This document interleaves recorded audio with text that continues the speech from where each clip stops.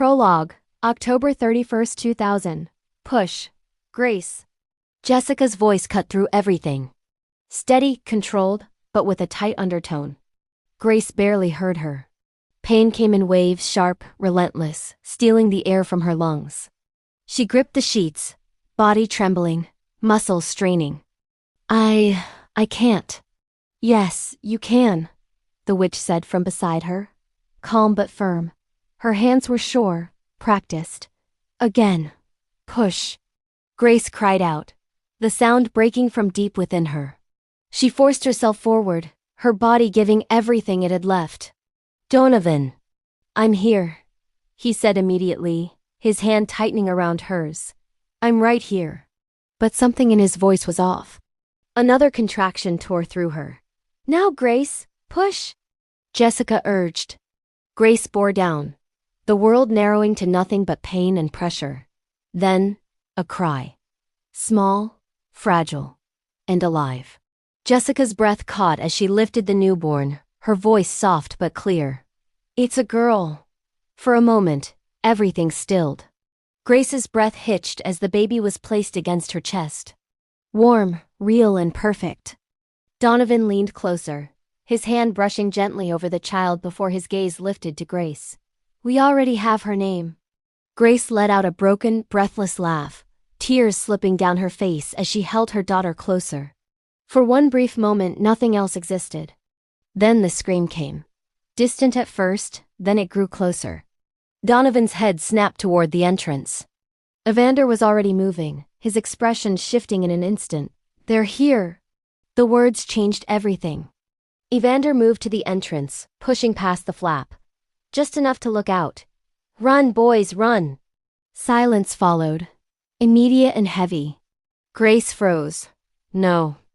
Evander turned back, his voice sharp, leaving no room for argument. Carter, take the child, now. Grace's grip tightened around her daughter. No, You don't have time, Donovan said, his voice low, urgent. Another scream echoed in the distance. Closer, much closer. Grace's breath broke as reality crashed down around her. They'll kill her, Carter whispered. For a brief second, Grace hesitated, her entire body refusing to let go. Then with shaking hands, she placed the newborn into her mother's arms. Go! Carter didn't argue. She turned and disappeared into the night. The child held close as the distance between them grew with every step. Behind her, the chaos swallowed everything. Jessica moved quickly, but it was the witch who stepped forward again, her expression unreadable. Her voice lowered, shifting into something older, unfamiliar. The words weren't English, but they carried weight and power. The air in the room changed.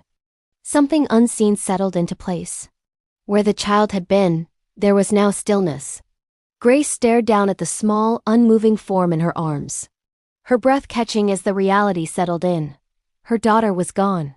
Tears blurred her vision as grief took hold, raw, uncontrollable. And this time, it didn't have to be faked. Footsteps approached, slow and measured. A figure appeared at the entrance. Silence followed him. He stepped inside without hesitation, his gaze sweeping the room before settling on Grace. Where is the child? Grace didn't answer. She couldn't. Her arms tightened around the still form as a broken sound escaped her throat. The figure watched her, for a long moment waiting. Then, let me see. Confused.